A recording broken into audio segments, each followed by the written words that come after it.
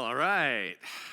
And welcome to a new series, The Power of Words. 4-week study is going to take us just up after Labor Day and to the launch of our fall series. So whether you're here at Cascade or worshiping with us at one of our campuses, Kentwood, East Paris, Knapp Street, so pleased we get to be together for part 1 of The Power of Words. So let me begin by taking some of you back someplace. Might be a great place, might not be a great place. 8th grade. 8th grade. I know some of you are not yet in the 8th grade, but how many of you, just fun, show of hands, how many of you 8th grade was like the best year ever in your life? Both of you, all right. How many of you found 8th grade challenging? Anyone? Okay, a few more. How many of you are afraid to commit? All right, there we go. For some of you, it's probably somewhere in the middle. But when I was in 8th grade, it was one of the most challenging seriously, one of the most challenging years of my life. Deal was family transition right before that. Lost my mom while in the 7th grade. Then there was a cross-country move, and it was a cross-country move from Blackfoot, Idaho, where I'd spent the first 12 years of my life, potato farming community. And after my mom's death, we uprooted and we moved to East Grand Rapids, Michigan, which I'm sure things have changed vastly, but at the time was not a hick-friendly place. 8th grade, East Grand Rapids, I felt very much alone. I felt incredibly awkward. Here's the truth. I would have been awkward back in Idaho, but that's another story. That's another story. But as goes in middle school, there are sometimes kids around you which help amplify your aloneness and your awkwardness. And it was one of those days. A girl in my class scrawls something on a piece of paper, rips it out of her notebook, hands it to me, and I open it, and it just says, "Don't let them get into your head." Don't let them get into your head. Ripped off from a notebook. I have no memory of what class it was. I have no memory of what the situation was. I have no memory of what was going down. I do remember her. I remember her name. I remember her kindness, and I remember the wording of the note.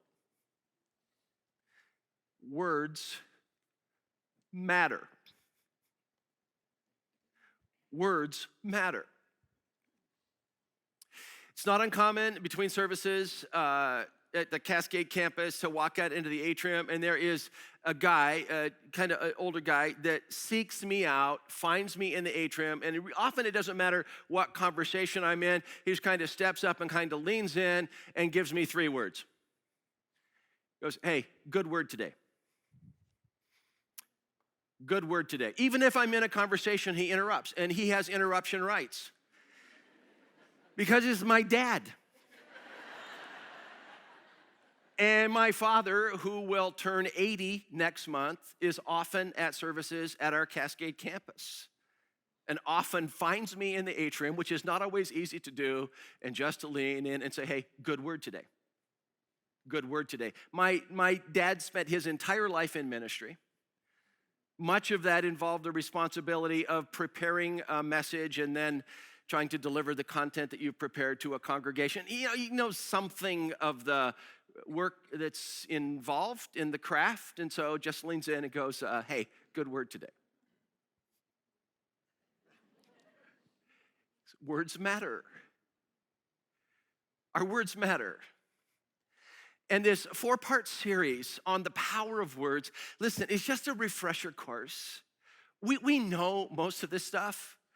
It's just a tune-up that as we wrap up summer and we move into the school year and the pace picks up a little bit, it's just a tune-up, a refresher course on the importance of our words. And each weekend in this series, we're going to be going back, we're going to be returning to the same block of scripture in our Bible for this important study on the power of words. And if you looked at an Old Testament table of contents, right about in the middle, you would find the Old Testament book of Proverbs. Now, there are hundreds and hundreds and hundreds of Proverbs, these neat little wisdom sayings in the book of Proverbs, but I have read that about 150 of them have to do with conversation. The things we say, the power of our words, for better or for worse. I haven't counted personally, but I've read about 150 of the Proverbs are about our speech. And so they look something like this. Proverbs 16:24. Kind words are like what? Man, they're like honey, sweet to the soul and healthy to the body. Kind words. There's another proverb here, Proverbs 12:18. Some people make cutting remarks, but the words of the wise do what? Man, they can bring healing. So we got kind words and we got healing words. And then a third one here, worry weighs a person down. An encouraging word cheers that person up. These are some of the Proverbs on speech. I want you to notice something really quick. They're short. In fact, the vast majority of the Proverbs are two-liners. It's called a couplet, a two-liner. And what someone has done, and we believe that many of these were composed by King Solomon, son of King David, like 1,000 years before the time of Jesus, like about 1000 BC. But Solomon not only crafted Proverbs, he also collected Proverbs. And so when he would hear one out in the countryside or from another country that he just really found wise and helpful, he would include it in his collection. And what we have in the book of Proverbs are a collection of these wise sayings. But this is what a proverb does. A proverb takes a vast amount of like wise living and melts it down and melts it down and melts it down into a two-liner. And what that means is that when you read a proverb, if you want to get anything out of it, you got to sit with it. You got to soak it in. You kind of got to go, okay, where is that true? Why is that true? How is that true? Where do I see that in life? And so to get something out of a proverb, just reading it probably isn't that helpful. You got to sit with it. You got to soak it in a little bit. So this last one here, worry weighs a person down, but an encouraging word cheers a person up. Sit with that for a minute. Go, how is it that worry, it's like weights. It's like you're carrying a backpack filled with rocks. Worry weighs a person down. What is it about an encouraging word spoken into that person's life that can help lift that person, cheer a person up who is weighed down? Has anyone ever done that to you? Have you done that last week? Where is an opportunity to do that this next week? Now you're sitting with a proverb, you're soaking it in, and you can do something with it. But it's just this mass of information on wisdom, on wise living, boiled down to just a couple sentences. And so in the ones that we've shown you here, you have kind words, you have healing words, and you have encouraging words. Kind words, healing words, encouraging words, and we are going to talk about those later in the series. But not today. Today, our conversation will not revolve around kind words, it will not revolve around healing words, and it will not revolve around encouraging words. Our leadoff conversation from Proverbs is about empty words and how to curb them and how to harness them in our life. What I'm talking about here about empty words, I'm talking about promises that we make but don't keep. I'm talking about being heavy on talk and light on action is empty words. Other times it's talk, and we end up saying stuff that does more harm than good. Later in the series, we'll talk about kind words, healing words, encouraging words. Today, we just need to have an honest, brutal conversation about empty words, about identifying them, about exposing them for what they are, about curbing them, about harnessing our empty words. And so right out of the gate, I would just ask, would our crucified, resurrected Jesus be pleased to transform us into people who harness our empty words? And so our pathway today, we're going to look at 3 different proverbs. And as we look at 3 of these two-liners on empty words, we're going to be exposed to 3 different kinds of speech that end up being empty. So 3 proverbs and 3 kinds of empty words. And the first one today, just to get rolling, is promising words. The first type of empty words, promising words. And when I talk about promising words here, I'm talking about promises that we don't deliver on, promises that lack follow-through, making promises that we don't keep. Promising words. And the proverb we're going to turn to is Proverbs chapter 25:14. It says, a person who promises a gift but does not give it is like clouds and wind that bring no rain. Get this mental image in your mind. When I make a promise, and it's not a promise that I keep, I'm all clouds, no rain.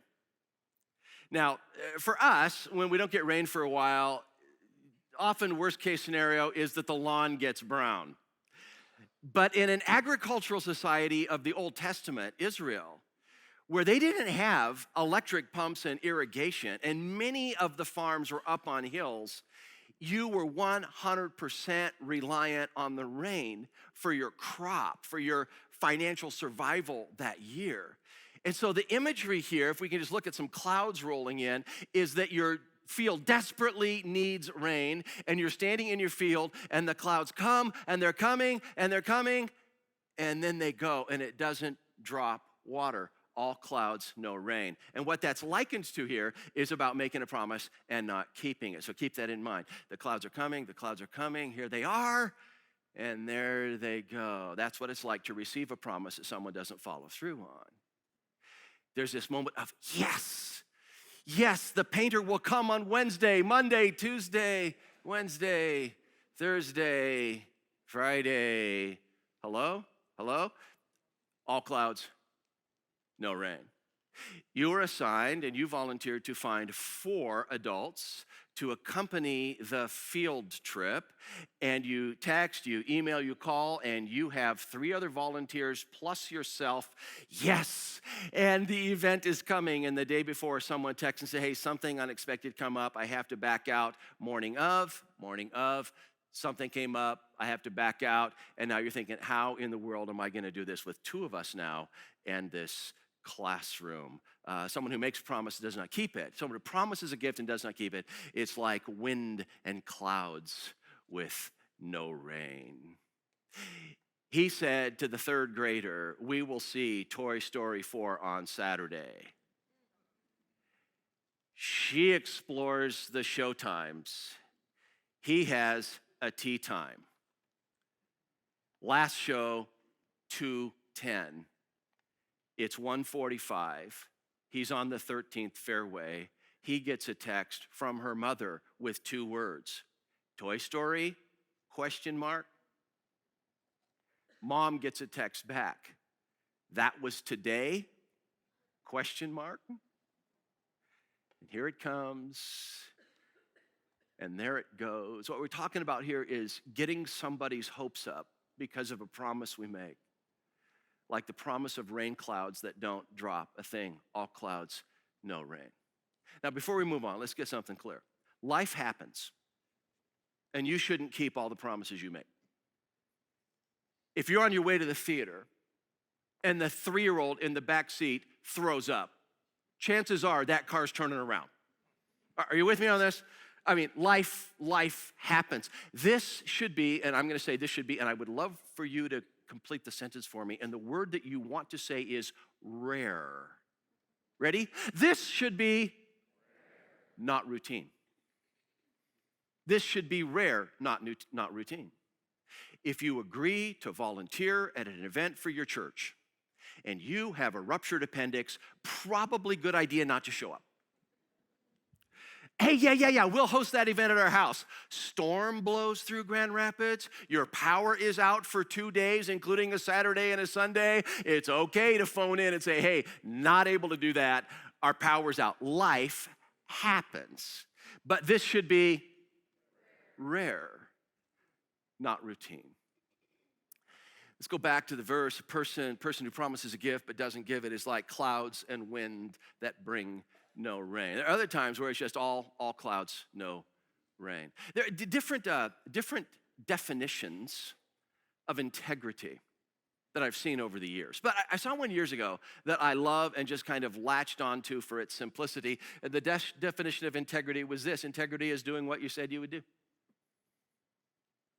Integrity. Doing what you said you would do. I mean, Jesus drilled down into this a bit in the Sermon on the Mount. People are gathered around him to listen. It says he went up on a hillside and sat down and he began to teach them. And part of the Sermon on the Mount, Matthew chapter 5, Jesus would say this, simply let your yes be yes and your no be no. If you mean yes, just say yes.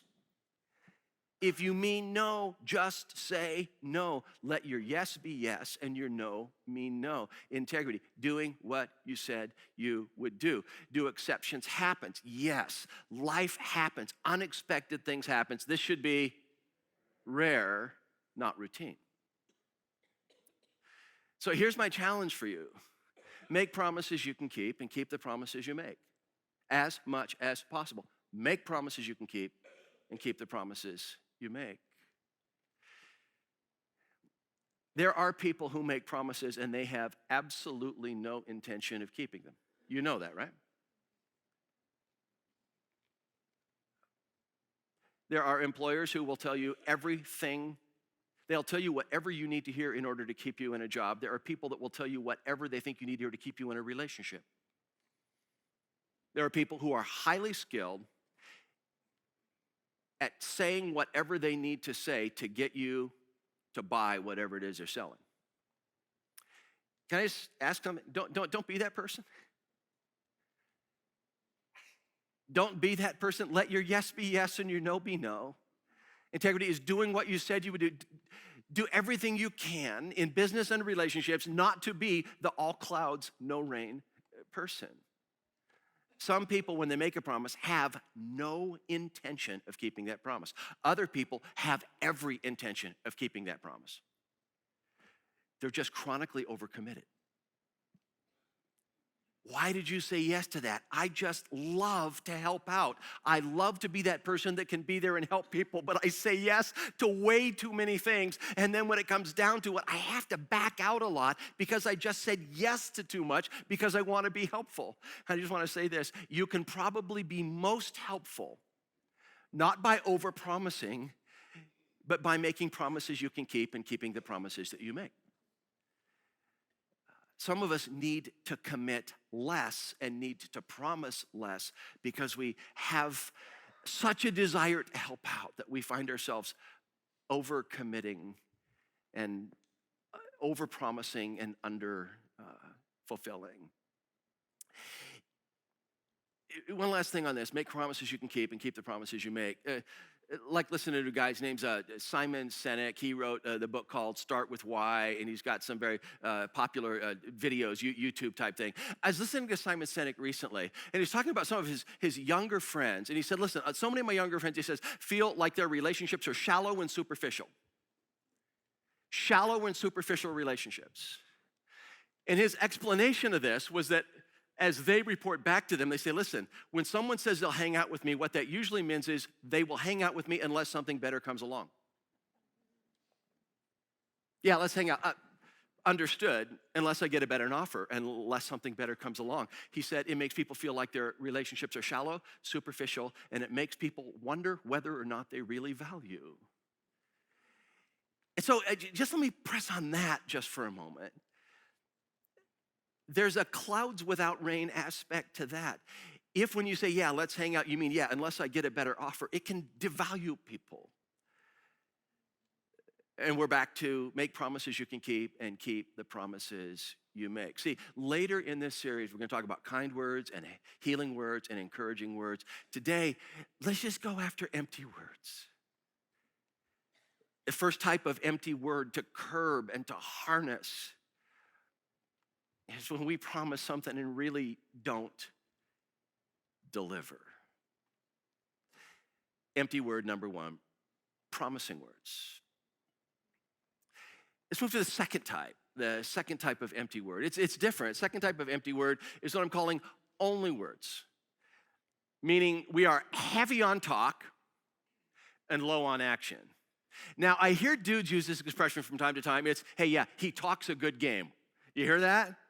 He talks a good game, meaning all that talk isn't necessarily backed by action. He talks a good game. And this is the Proverbs chapter 14, verse 23, where it says, work brings profit, but, two words, but Mere talk leads to poverty.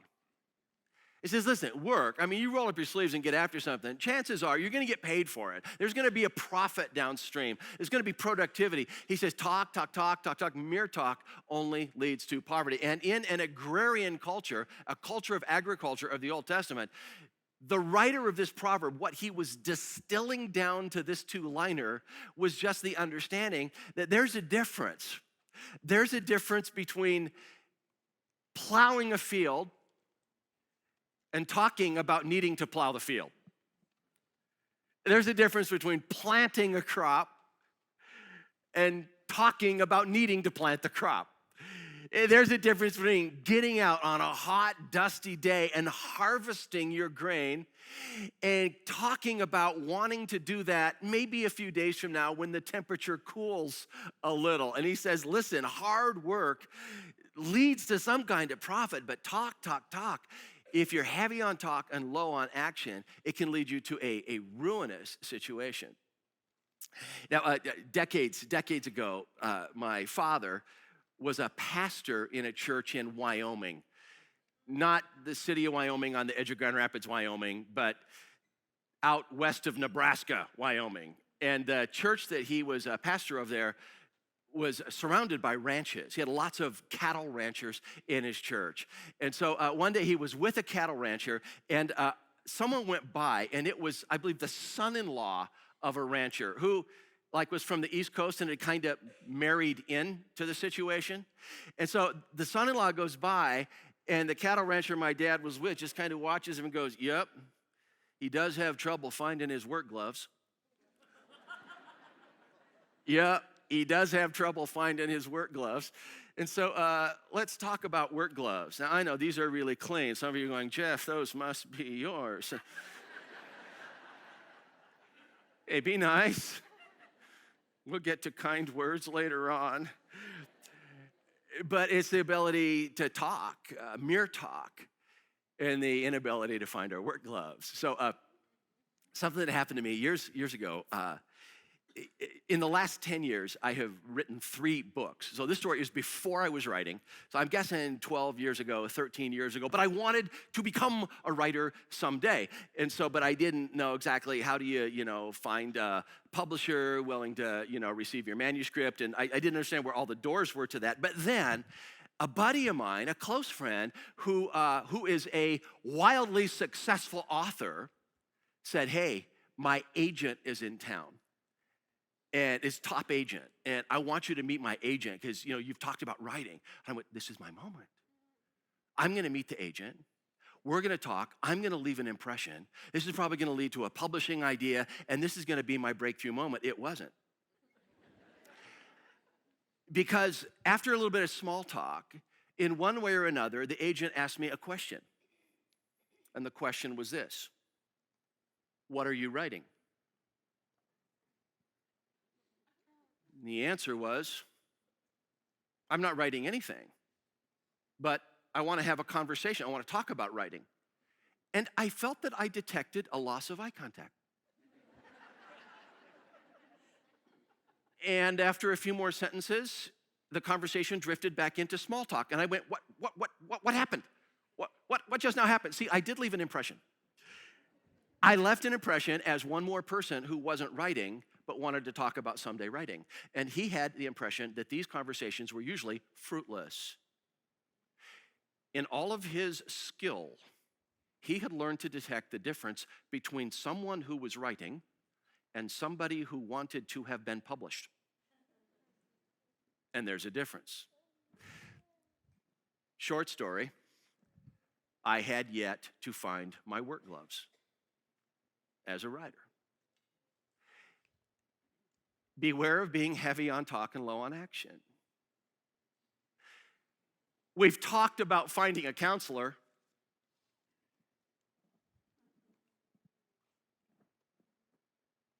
We've talked about, putting a budget together and following a budget.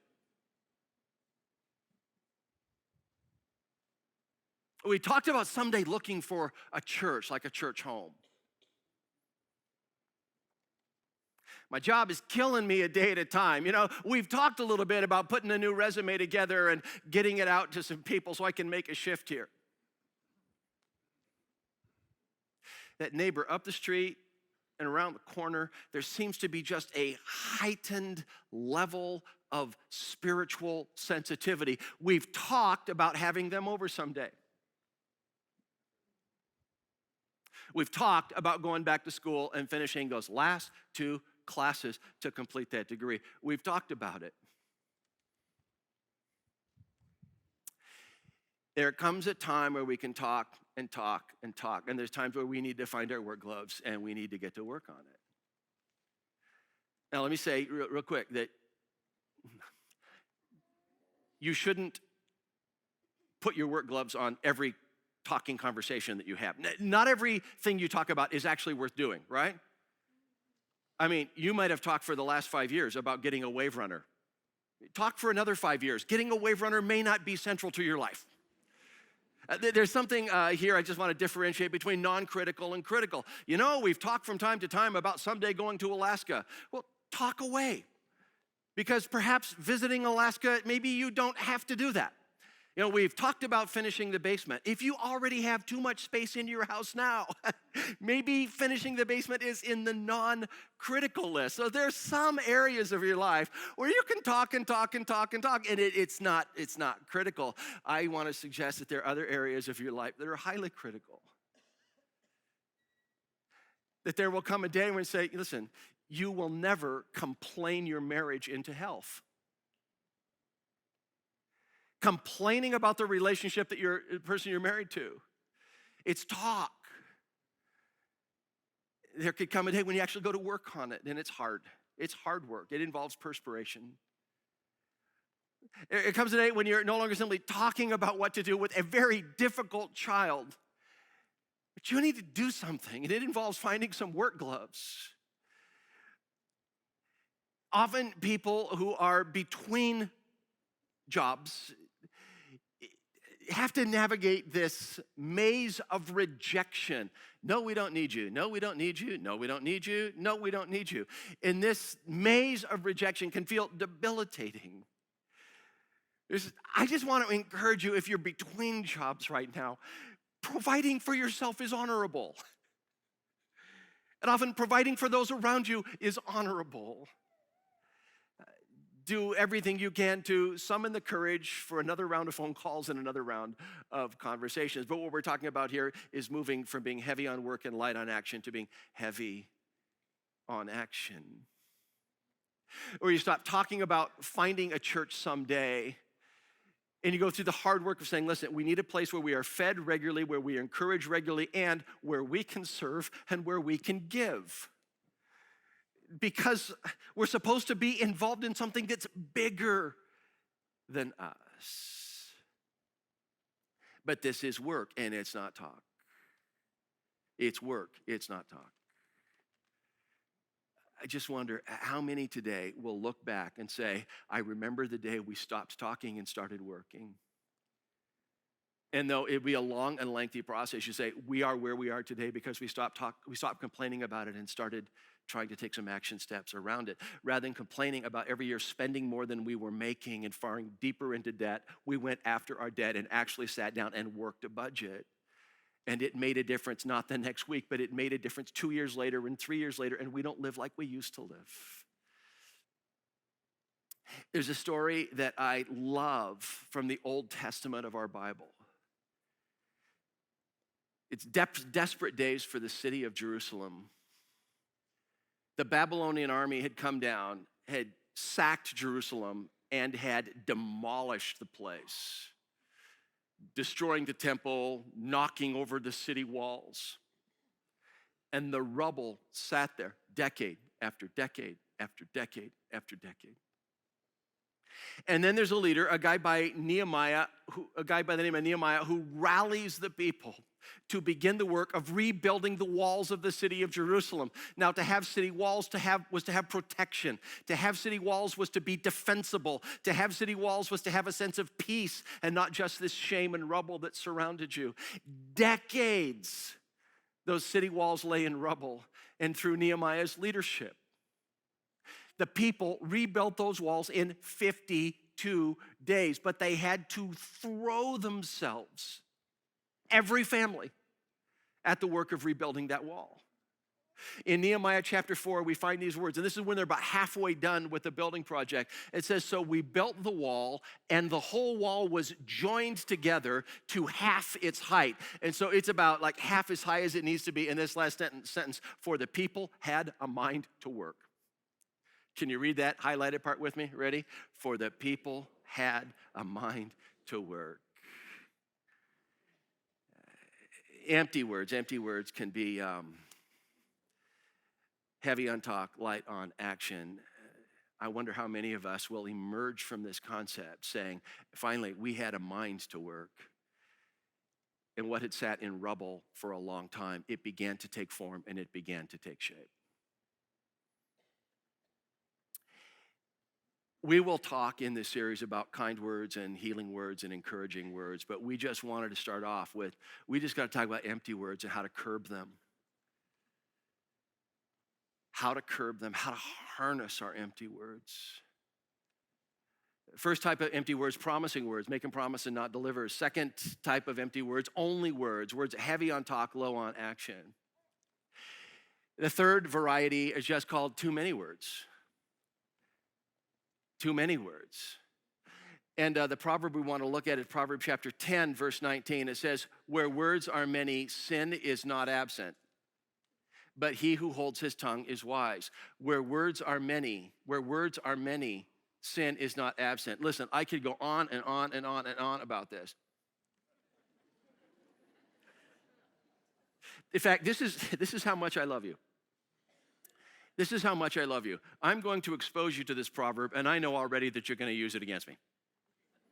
That's how much I love you. I'm going to exit a service someday, and some guy's going to walk up and go, dude, really, dude? 48-minute sermon? 48-minute sermon? Remember, Jeff, Proverbs 10:19, where words are many, sin is not absent. Yeah, and Proverbs 12:18, the words of the reckless pierce like swords. So this is the way conversation is supposed to work at its best. Ready? Some of you who are copious note takers, you're going to want to get this down because it's really technical. Right? You're going to probably want to take notes here. It's we think and then we talk. And then we think and then we talk. And then we think and then we talk. There's another way to do that. It looks like this. Talk, talk, talk, talk, talk, talk, talk. And sometimes not thinking before we speak next. Now, what happens when I'm rambling and rambling and rambling, what happens is often I find myself going into space that I don't belong in. I find myself entering space. I simply don't belong in that space. So let me take you back to the verse real quick and just look at one word with you. Where words are many, sin is not absent, but he who holds his tongue is wise. And it's the word sin. Because the Bible uses different words for the word sin, but one of them means to trespass. Like there's a no trespassing sign and we end up going on the other side of it. Some of you were raised in a church environment where when you said the Lord's Prayer, you said, forgive us our trespasses as we forgive those who trespass against us. And so the word that is used here for sin is this trespassing type idea. And so the image I want you to have in your mind is just kind of like there's a door, it's a room. It's like, hey, you're not allowed in here, like private, no admittance. Often when we talk and talk and talk and talk and talk and talk and talk and talk and talk and talk, we end up trespassing. We end up going into rooms we don't belong in. We end up saying negative things about people who are not there. Often it was just talk and talk and talk without thinking. We end up throwing stones at houses we don't even understand. Often we find ourselves questioning people's motives. Why do you think he did that? Well, I'll tell you why I think he did that. Listen, we have trouble discerning our own motives, why we do what we do. Do I really know with certainty why she did what she did or why he said what he said? I end up in rooms I don't belong in. I end up judging people's motives that I really don't know. When it's talk, talk, talk, talk, talk, you can fall in love with the sound of your own voice. And while you're talking, almost guaranteed, you're not listening. You're not inquiring. You're not learning. So the image here is interesting. The image is trespassing. Where words are many, we end up in spaces that we shouldn't be in verbally. And then it says, but the wise person holds their tongue. The wise person can bite their tongue when otherwise they would be talking. Now, there are dozens of instances where that advice, that counsel, that wisdom is really helpful. Environments. In fact, already you can think of one where you say, oh my goodness, when I'm with him, when I'm with her, when I'm with them, we always end up talking too much about people. Let me mention two environments. And these aren't the two, these are just two that I think are important. Two of the ones I think are important. And the one is, be careful about talking too much when you're exhausted, when you're tired, when you're run down, when you're emotionally spent. That's one time where you should just kind of go, I will bite my tongue, I will let my words be few, when you're emotionally spent. Now, there's a buddy that I've had in my life for over 25 years. His name is Carlton. Carlton is a pastor in San Diego, California.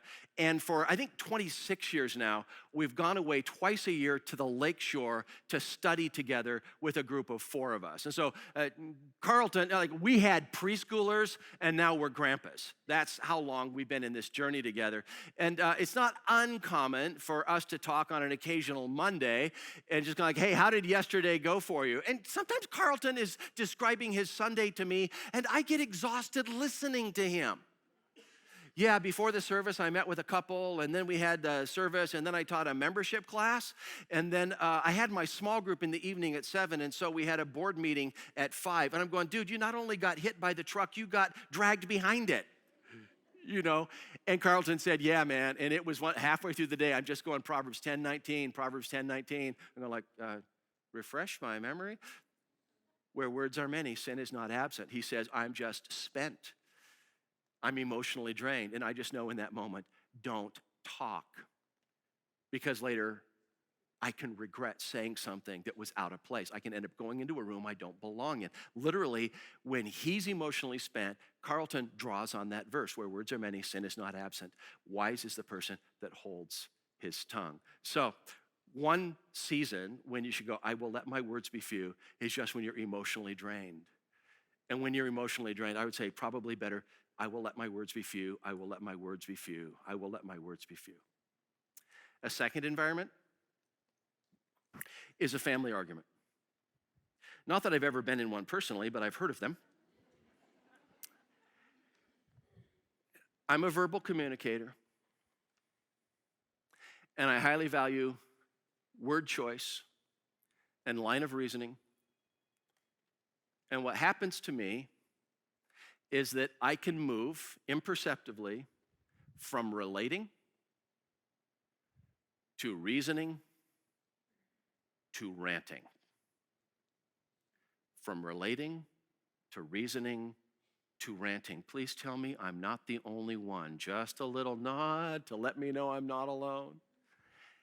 I have learned that whenever the conversation reaches a pitch where I'm going, no, you don't understand me, it's time to bite my tongue about 4 minutes back. It is almost impossible for a person to open their heart to you who is being ranted at. One of my embarrassments in life is that I understood and began to harness this so late. One of my greatest thanksgivings, gratitude in life, is that there's been significant progress in this area. Look at me, as an argument is heating up, bite your tongue, bite your tongue, bite your tongue. Once you get to the no, you're not understanding me, there's very little positive that I think is probably going to happen after that point, and the more repair work you're going to have to do on the back end. We've been looking at Proverbs, and these are written like 1,000 years before the time of Jesus. This would be reinforced after the time of Jesus. There's a writer in the New Testament. His name is James. This is after the crucifixion and resurrection. And James, in advising believers that he loved, my dear brothers and sisters, he says, listen, I really love you. You got to listen to me here. My dear brothers and sisters, take note of this. Everyone should be three things: quick to listen, slow to speak, slow to become angry. My dear brothers and sisters, I love you. Listen to me now. Pay attention to this. Each one of you should be, read them with me quick. Ready? Quick to listen, slow to speak, slow to become angry. One more time. Quick to listen, slow to speak, and slow to become angry. I'm telling you, if that became your life verse between now and the end of the calendar year, this could change the dynamics of your home. Might change the dynamics of your office. Might change the dynamics of a business partnership or a board meeting. Quick to listen, slow to speak, slow to become angry. James wasn't done yet. He'd go on and he'd say this. He'd like, look, we all stumble in many ways. Is that comforting to read? Listen, man, let's just tell the truth. Okay, we all, not a few of us, we all stumble in a few ways. No! We all stumble in many ways, but anyone who is never at fault in what they say is like, now that's a perfect person, able to keep their whole body in check. It's kind of like, man, you can control your mouth, then you can control you. You can control your speech. You can control you. It's about controlling empty words. It's about harnessing empty words. It's about curbing empty words. The opening statement, we all stumble in many ways. If you're honest, you just go, ain't that true?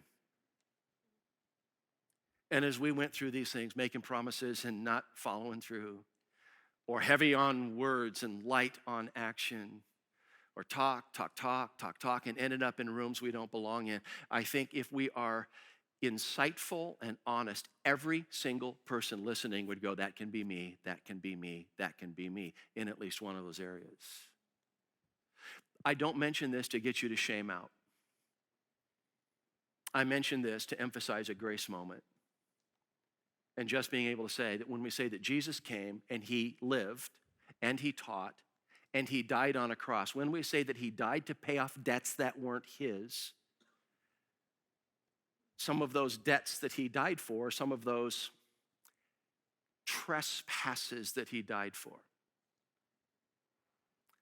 are crimes of speech, are empty words. But it's not just simply that the crucifixion is about Jesus forgiving that. When you respond to the story of the crucifixion and the resurrection, you are inviting in the Jesus who begins to transform you from the inside out. So at the top of the conversation, when I said, how would the crucified and resurrected Jesus be pleased to transform our speech? It's a huge deal. And so the two parts to this are just, Jesus, your cross forgives me, and your resurrection empowers me to live in a brand new way, to change me from the inside out. And when your Lord begins to transform your life, it will include transforming your speech. And so we give thanks that we've been able to gather in this space at this time to absorb this important reminder about the power of words. Gracious God, we ask that you would transform us into the people you created us to be, and will you transform us into the people we long to become. We ask this in the name of Jesus, our Lord, who came here for us. Amen. We'll see you next week.